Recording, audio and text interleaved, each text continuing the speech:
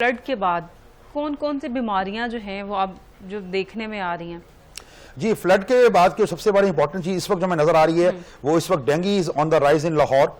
और बहुत सी सोसाइटीज में डेंगी जो है लार्वा मिले भी हैं, डेंगी टीम डेंगी स्क्वाड जो है भी थी। इवन मैं अगर बात करूं तो मेरे अपने इलाके में डेंगी स्क्वाड आए हुए थे और उन्होंने पॉजिटिव वहां पे लार्वे देखे कुछ जगहों पे जाके।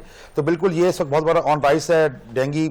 इसके अलावा जब भी फ्लड आता है, फ्लड के बाद सबसे ज्यादा प्रॉब्लम जो होता है वो आपकी पेट की बहुत सी बीमारियां आ जाती हैं, कॉमन हो जाती हैं, क्योंकि पानी जो है वो आपका गंदा हो जाता है, वाटर जो है वो आपका प्लूट हो जाता है। उसके नतीजे में आपके पास डेसेंट्री, उसके नतीजे में आपके पास हैजा, उसके नतीजे में आपके पास बाकी पेट के वाले से जो बीमारियां हैं, तो ये स्टमक प्रॉब्लम्स प्लस आपके पास डेंगी और बुखार जो है ये कॉमन ये चीजें। अच्छा, इसके अलावा एक दो चीजें मैं और बता दूं जो हम ज्यादा बात नहीं करते।